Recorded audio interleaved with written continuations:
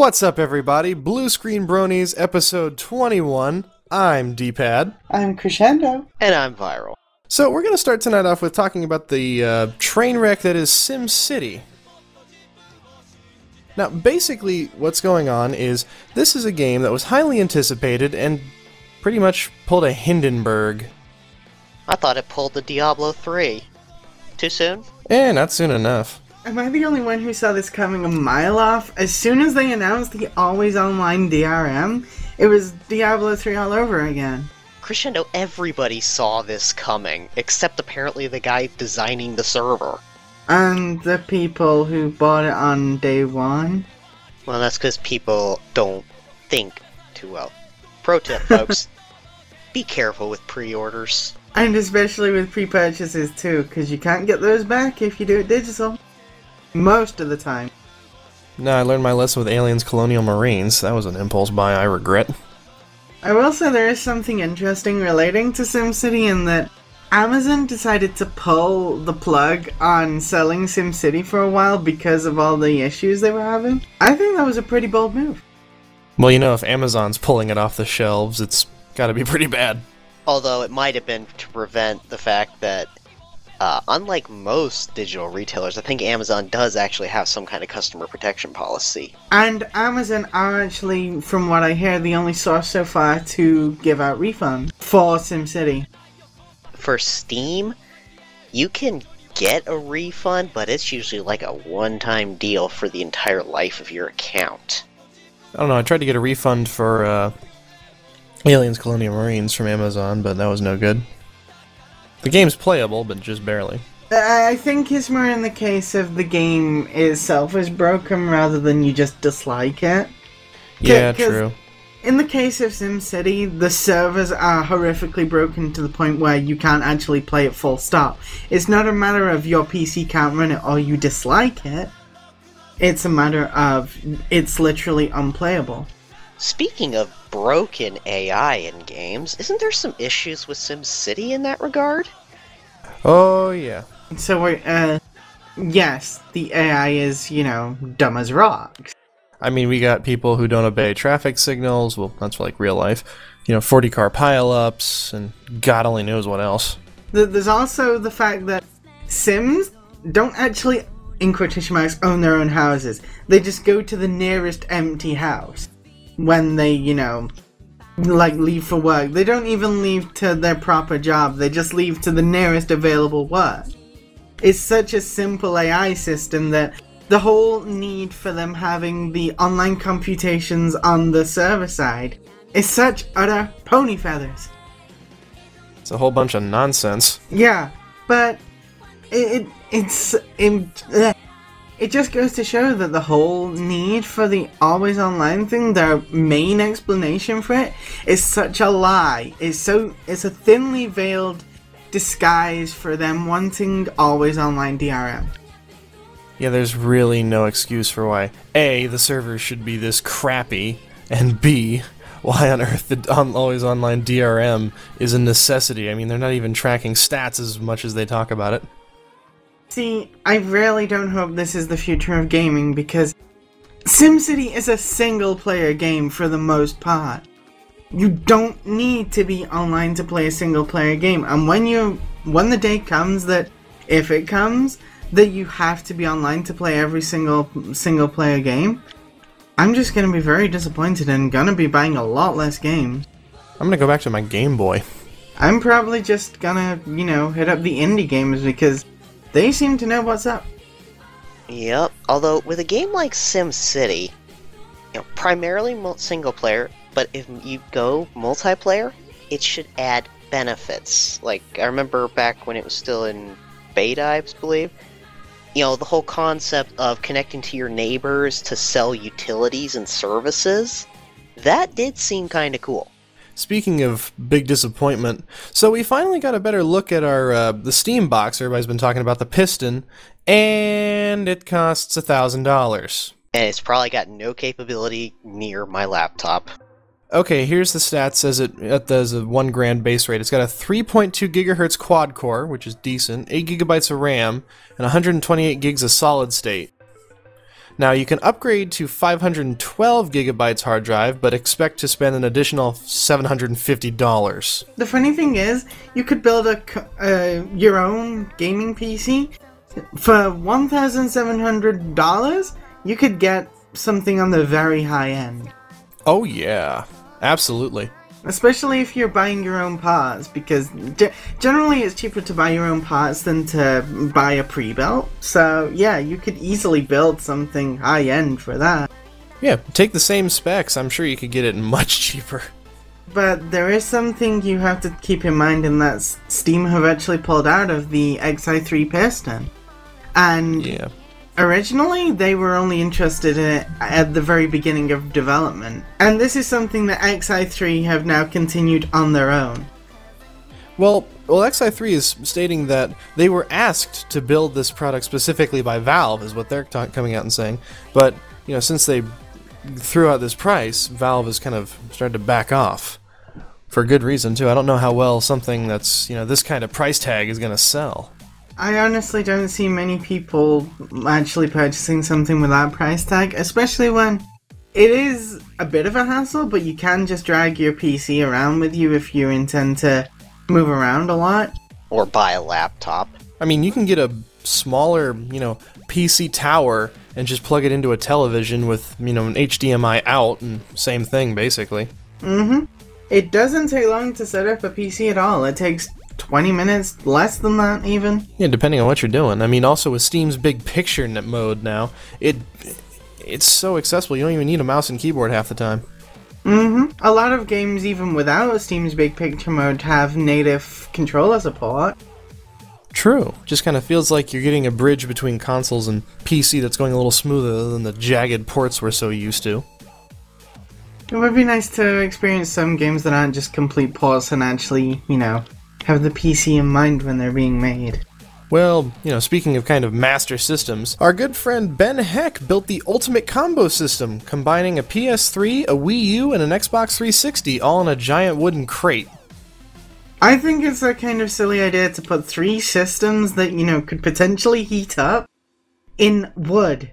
Ben Heck has a very good reputation for building some amazing hardware and having it work exceptionally well. The Ben Heck Show features, you know, briefcase laptops and super souped out Xbox 360s that he'll sell off and make some serious money off of. I don't doubt that it will probably run. It's just, I'd be wary of wood.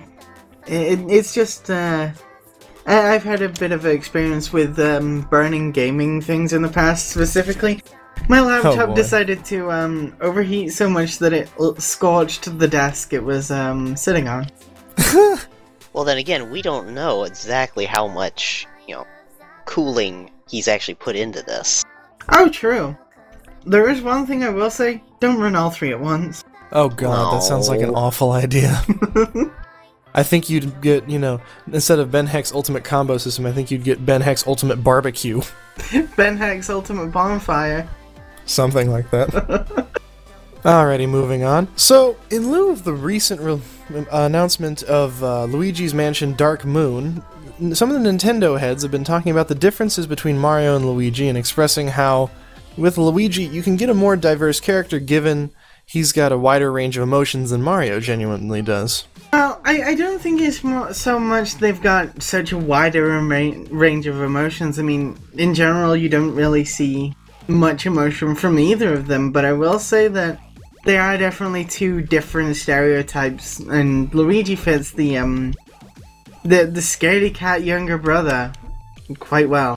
Although, is Luigi younger or older? I think he's younger. Yeah. Well, what they were saying is how, because he lives in the shadow of Mario, you know, it builds more of this kind of fearful character, which you can play off better in your kind of pseudo-horror game, like Luigi's Mansion. I mean, back on the GameCube when I had that was one of my favorite games. Well, Luigi's Mansion is the game that made the GameCube for me, and I honestly can't wait to pick Luigi's Mansion Dark Moon up later this month. Sadly, I get it 4 days after you US folks. Wait, you'll still probably get it before either of us. I don't know. Actually, depends on how broke I am at that point. Anyway, speaking of being broke, so the new Pokemon on Wii U is starting to look a whole lot like Skylanders. Yeah, from what we can tell from a shot of a magazine in Japan, we've got these, they're like Pokemon models, very similar to the Skylanders thing, and you can scan them with your Wii U, and I'm guessing that'll put them in the game. And this probably stems from how Pokemon originally started, from the little capsules they used to come in like the very first days when they were thinking of the ideas. This is how Pokemon started, after all. True. I mean, you know, card games, little figurines, Pokeballs. I mean, it's definitely going back to its roots. However, Skylanders is also immensely popular because, you know, with a younger audience, they're getting a figurine and a new character. It almost plays off the kind of the whole concept of, you know, extra character DLC, but in kind of a more fun and entertaining way. You actually get something out of it. Yeah, like I was saying, physical merchandise sells a whole lot better than digital. I will say, though, even though it's successful, it's still highly, you know, shameless. Oh, absolutely, but they're still making a lot of money. I think they can afford to be a little bit shameless. Especially as it's so popular with the younger crowd. I will say, though, hopefully it's only limited to, like, rare and legendary Pokemon, because it will be very shameless if they do it with every single Pokemon in the new game. Or maybe if they do it in, like, little packs, like you get some, like, 30 little mini figurines, and that's your basic build, and you get a couple of rares, kind of like how they do it with trading cards, where, you know, you get your commons, and then you get your rare Pokemon that are more collectible, I guess. Screw the rules, I'm in love with Nurse Joy. Aha! You unleashed my Pikachu trap card! Something like that. Alright, moving on. Now, there's been some rumors going around about a potential predecessor to Battlefront 3 in the works. Now, there's been a couple of screenshots, and maybe a video floating around, but so far from what we've seen is you get the viewpoint from a stormtrooper, and so far it looks pretty neat. You know, the helmet UI is kind of cool, the graphics are looking very reminiscent of the old movies, and the weapons are actually kind of throwing me for a loop a little bit. You know, if you look at the screenshots, you can see what appears to be a blaster rifle with a scope on it, combination, you know, modern warfare with some kind of Star Wars game. However, you know, there's been a lot of excitement on Battlefront 3 for a long time, considering how successful Battlefront 2 was. In other news, Ponyvania Dual Crashes and gameplay has been released, and it's looking pretty cool. I always think it's interesting when we see these ponifications of, like, all these different games, because in the end it is just something that, you know, stems from replacing the sprites and maybe tweaking a bit of behaviors. But it's still something that people put a lot of hard work into, and they're very interesting. Absolutely. I remember from when we, I don't know if we covered it, but I was looking at Ponyvania a while back, and it was really interesting the way they were doing it with, you know, unicorns, pegasi, and earth ponies with the different basic stats and how they all compared. I mean, co-op's even in a possibility. And, you know, it's a really well done spin-off of the Castlevania series, considering it is basically a cornerstone in video game history. Yeah, I don't know. With all these games coming out, the ponifications, I really wish some of these were more than simply, or we had more than the standard game of, oh, let's just put ponies in it and not change anything. It's especially funny when you get ponies in it, but they don't change the narrative. No, but have you seen, like, what they've done with it? They've changed all the enemy sprites. You know, they have changed the dialogue, they changed the way it works. It's a really, really comprehensive, I guess, spin-off. Oh yeah, compared to most of the ones that we see, this one is looking really nice. I do wonder how long it is until we step up from just replacing sprites to replacing actual models in games such as, I don't know, Final Fantasy VII? We've seen some people doing that with games like Super Smash Ponies. But speaking of Final Fantasy VII, something interesting has popped up on the Steam-powered store, which is an EULA for the remastered version of Final Fantasy VII. Now, while this may be speculation at the current moment, there is a possibility of the Final Fantasy games 7 at the moment, but who knows what the future could bring. Popping up on Steam. True, and as far as sources go, a EULA is probably one of the best ones you can get it from, considering, it is an end-user license agreement. And it's not just from the Steam CDR either. This is its own EULA. Right. Specifically mentioning Final Fantasy Remastered 7. So, for those of you who enjoy this old classic, it pains me to say old, considering it's only a PS1 game, but for those of you who enjoyed it, keep an eye out. Well, for gaming news, or gaming-wise, that is ancient history. It doesn't feel old to me. But sadly, games like that are kind of a lost art anymore. Yeah. I don't know. Things might come full circle. Maybe we'll get lucky. But speaking of lost things, Metro Last Light, a game where, you tend to get lost a little in tunnels and stuff, looks like it's been pushed back to May. But the good news is, we're not going to experience any major repercussions from the THQ dissolvement. So, according to Deep Silver, who picked up the game, now, the reason there's a little pushback is just some clerical things and a little bit of administrative busy work, but, all the major devs and employees are still all hard at work, so we should be seeing this game relatively soon. I mean, this game's been in the works for a long time, so I'm excited for it. Because Metro 2033 was actually really well done. It was a bit of a sleeper hit, though. I will wholeheartedly agree, it was a great game. I just wish it was a tad longer. Now, we can see what they've done with Metro Last Light, hopefully when it comes out. I know for certain I'm getting it. Oh, I'm definitely going to buy it.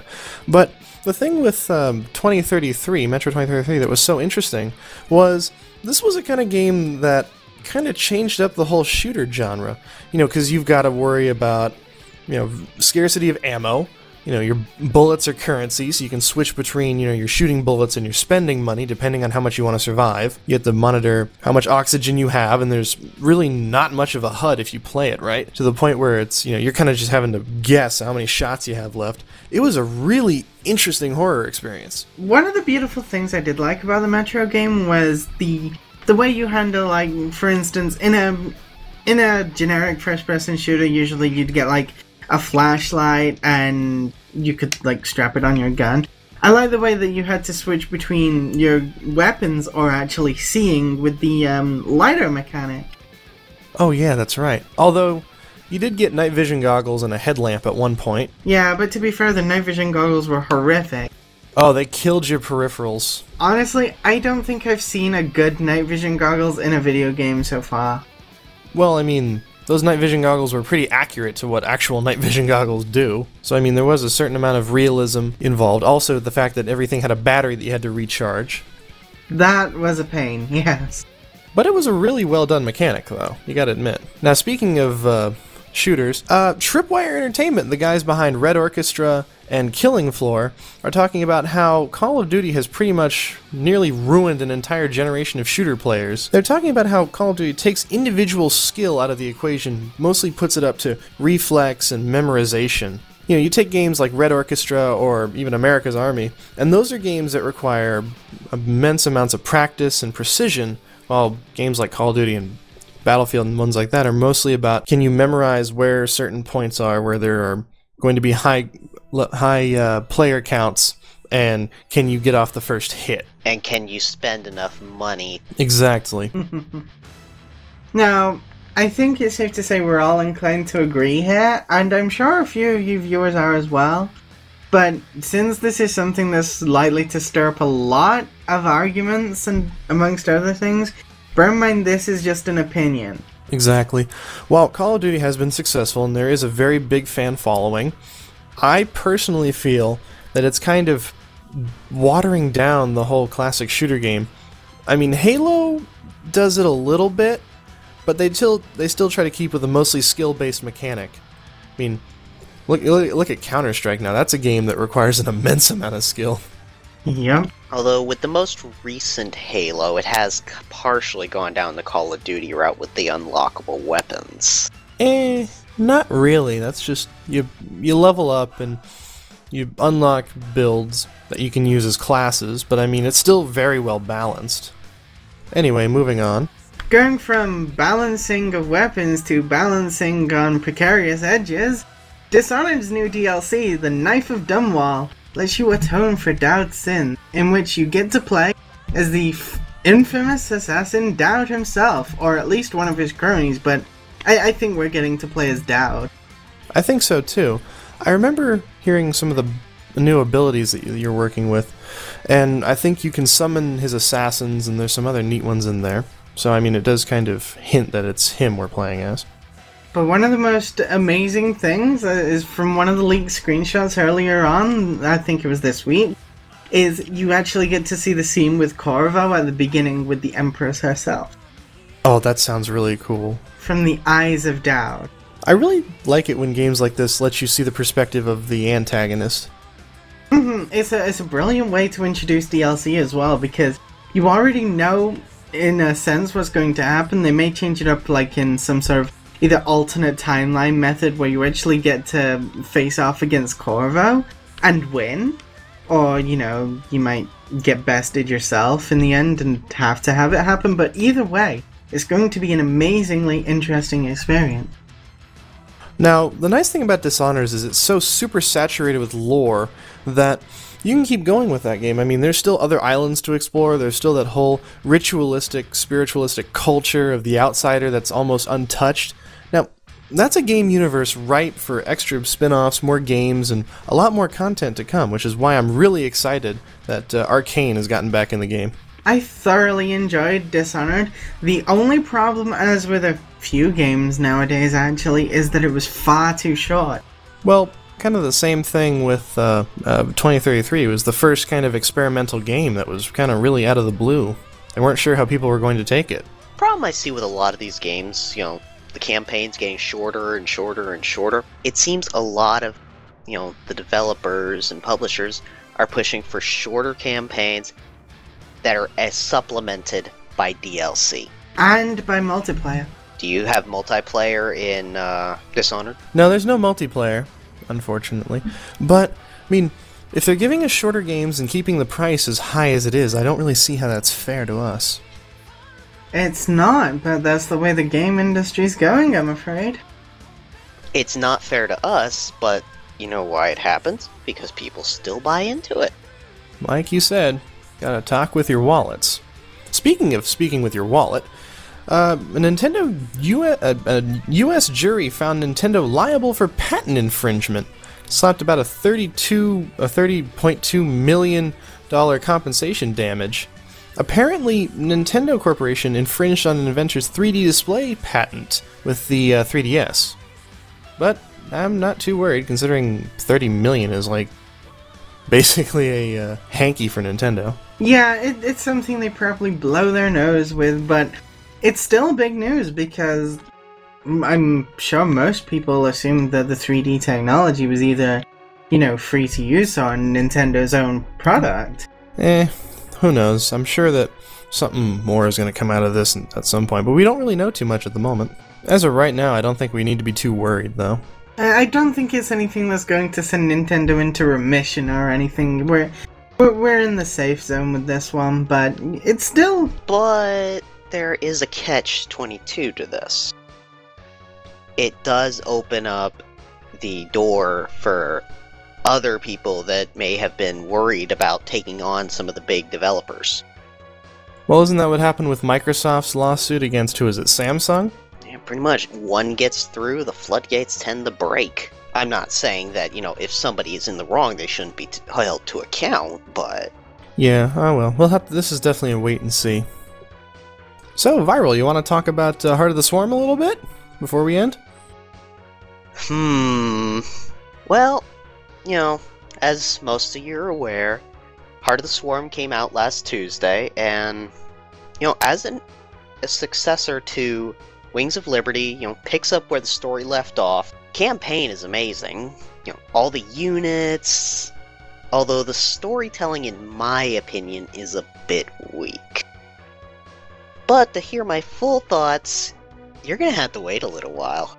Alright, well that's about all the time we have. Alright, well I'm D-Pad. I'm Crescendo. And I'm Viral. Good night, everybody.